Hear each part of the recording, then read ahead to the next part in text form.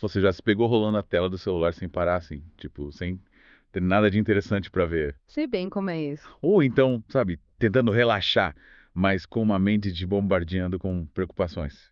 Parece que a gente perdeu o botão de desligar da nossa mente, né? Pois é. E a gente mergulhou no livro Ansiedade, Como Enfrentar o Mal do Século, do Augusto Cury, e, sabe, descobrimos que essa sensação de aceleração mental, ela é mais comum do que a gente imagina. E tem até nome, Síndrome do Pensamento Acelerado, a tal da SPA. A famosa SPA.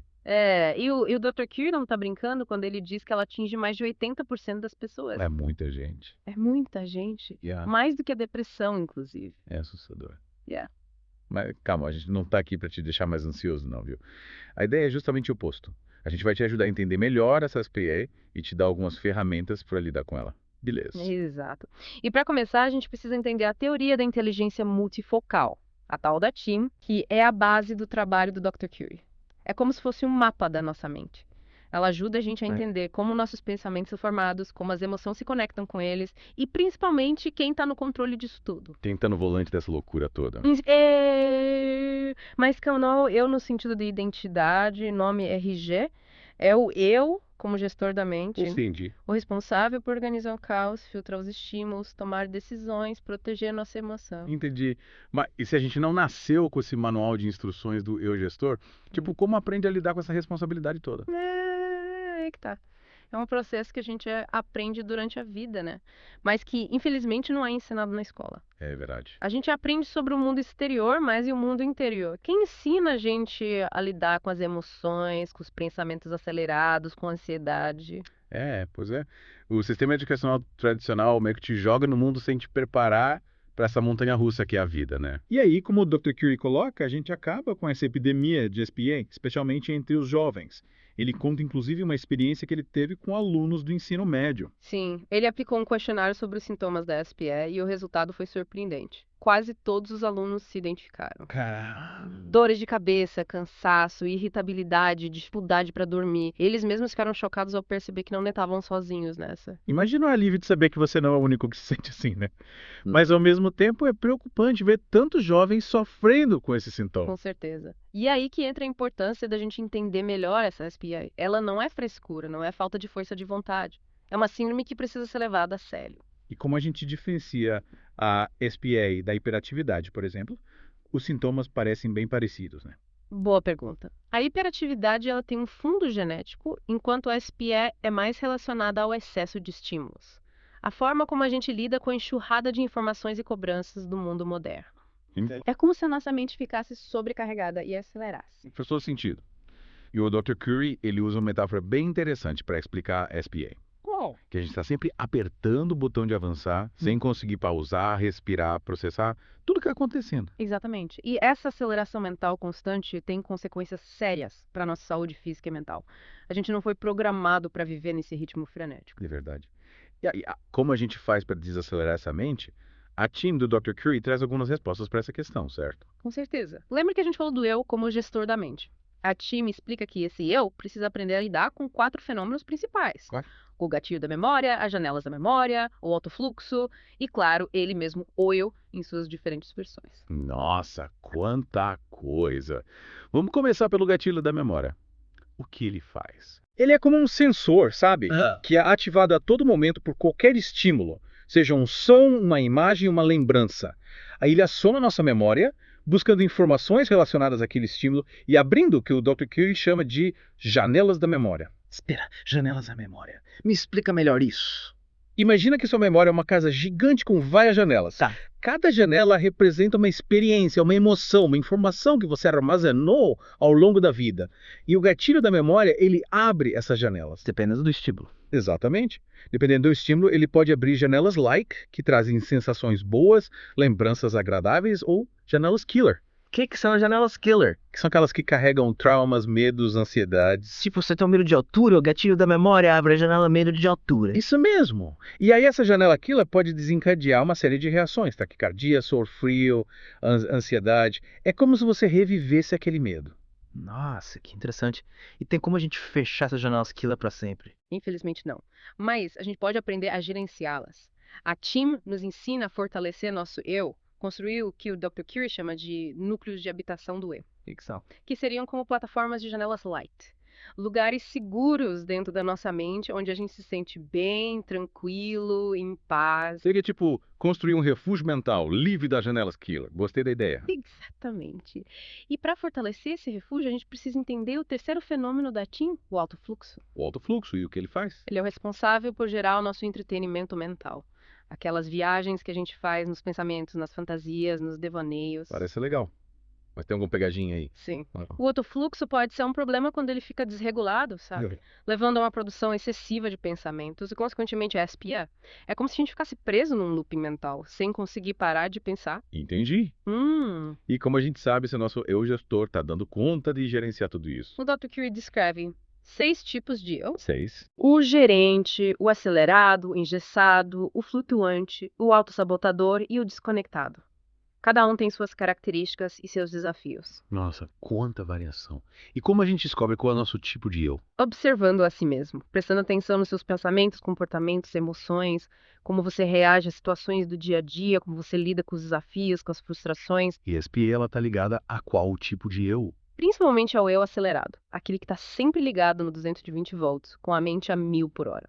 Mas os outros tipos de eu também podem contribuir para intensificar os sintomas da SPL. Então o ideal é a gente ter um eu gerente para conseguir lidar com tudo isso, certo? Mas como a gente faz isso na prática? Calma, a gente vai te ajudar com isso. Na próxima parte do nosso mergulho, vamos explorar os níveis de gravidade da SPO e as técnicas que o Dr. Curie propõe para a gente colocar o eu no controle da situação. Que ótimo, já estou ansioso para saber mais. E aí, pronto para voltar para nossa imersão na mente acelerada. Na última parte, a gente desvendou um pouco da teoria da inteligência multifocal e como ela explica a síndrome do pensamento acelerado. E a gente descobriu que o nosso eu tem um papel fundamental nessa história toda, né? Ele é o gestor da mente, o responsável por organizar os pensamentos, filtrar os estímulos, proteger as emoções. Mas e quando esse eu se descontrola? Quais as consequências dessa aceleração mental toda? Aí que mora o perigo. O Dr. Curie, ele descreve 5 níveis de gravidade da SPA, 5. que vão desde a simples distração até o esgotamento mental total. 5 níveis? Caramba, me explica melhor isso. Imagina uma escada com 5 degraus. Tá. No primeiro degrau, a gente tem a distração. É aquele momento que você está conversando com alguém, mas sua mente está em outro lugar. Você não consegue se concentrar na conversa, se distrai com qualquer coisinha. Acontece comigo direto. Ué? Mas sério que isso já é considerado SPA? Sim, é o primeiro sinal de alerta. E se a gente não cuidar, a gente vai subindo os degraus da escada e os sintomas vão se intensificando. Quais são os outros degraus? No segundo degrau, a gente tem a dificuldade de aproveitar a trajetória. A pessoa está sempre com pressa para chegar ao destino final sem curtir o caminho. Tipo, a pessoa está sempre pensando o que ela vai fazer depois, em vez de se concentrar no que ela está fazendo agora. Exatamente. Ela não consegue se conectar com o momento presente, está sempre ansiosa pelo futuro. E aí, no terceiro degrau, a gente tem um tédio. Tédio. Mas como assim? A pessoa está com a mente acelerada e sente tédio. Pois é, parece contraditório, mas é isso mesmo. A pessoa com SPA, ela se entedia com facilidade. Mesmo em situações que deveriam ser prazerosas, ela busca constantemente novos estímulos para preencher o vazio interior. Entendi. É como se ela precisasse estar sempre se distraindo para não encarar os próprios pensamentos e emoções. Exatamente. E aí, no quarto degrau, a gente tem a intolerância com pessoas mais lentas. A pessoa fica impaciente e irritada com quem não acompanha o seu ritmo acelerado. Nossa, já vi gente assim. Parece que elas são sempre com o pavio curto, prontas para explodir a qualquer momento. É como se o mundo estivesse em câmera lenta para elas. E aí, no quinto e último degrau, a gente tem o esgotamento mental. A pessoa vive no limite com a mente sobrecarregada, o que pode levar a uma série de problemas físicos e emocionais. Que situação! Parece que a SPA é uma bomba relógio que pode detonar a qualquer momento. E o que a gente pode fazer para desarmar essa bomba? Calma que nem tudo está perdido. O Dr. Curie apresenta 8 técnicas para a gente gerenciar a SPA e ter uma vida mais equilibrada.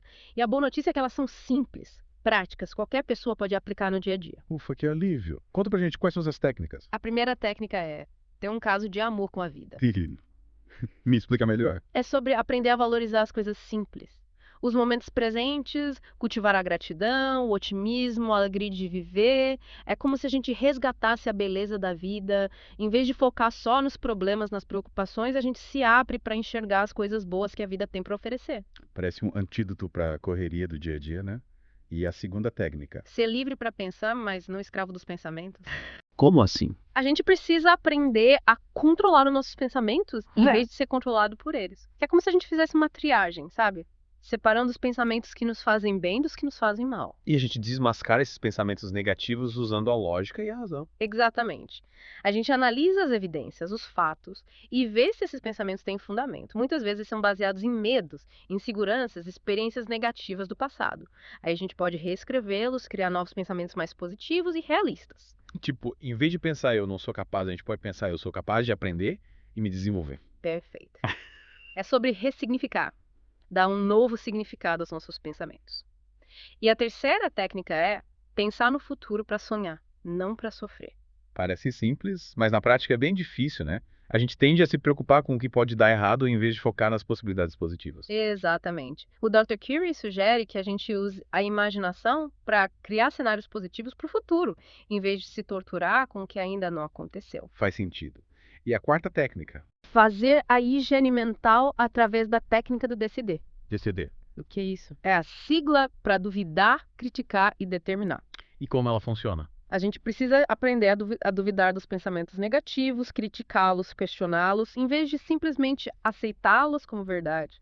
Depois a gente define o que realmente importa pra gente e determina os passos que vamos dar para alcançar nossos objetivos. Parece uma forma de limpar a mente dos pensamentos tóxicos, né? E a quinta técnica? Fazer a mesa redonda com as falsas crenças. Mesa redonda.